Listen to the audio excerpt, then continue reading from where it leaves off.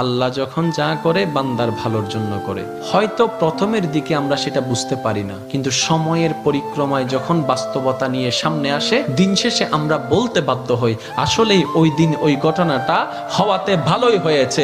আল্লাহ কখনো বান্দার ক্ষতি চাই না। আল্লাহ যদি ক্ষতি চাইতেন সকালের নামাজ না পড়ার কারণে কান্না করে দিতে পারতেন, যদি আল্লাহ ক্ষতি চাইতেন দুপুরে নামাজ না পড়ার কারণে ল্যাংড়া করে দিতে পারতেন।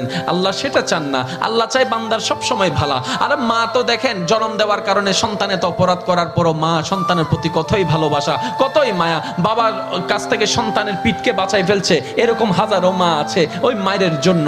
কিন্তু আল্লাহ পাক রব্বুল আলামিন বান্দার উপর কতটুক ভালোবাসে দিয়েছেন সেটা আমরা বান্দারা বুঝতে পারি নাই বলে শয়তানের ফাঁদে বারবার পা দিয়ে আটকাই যাচ্ছি। মনে রাখবেন, মনের মধ্যে কথাটা বসাই ফেলবেন, আল্লাহ যখন যা করে বান্দার ভালোর জন্যই করে।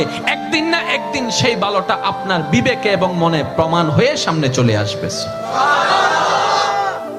আমি বুঝাতে চাচ্ছি আমাদের সাথে সবচেয়ে কানেকশন কার বেশি ভালো থাকতে হবে, বান্দা হিসেবে আল্লাহর, উম্মত হিসেবে নবী রাহমাতুল লিল আলামিনের। এখানের ভিতর যে কেউ চাইলে জীবন সাজাই ফেলতে পারবে। আমি বলছি যে কেউ, এনিবডি। ইউ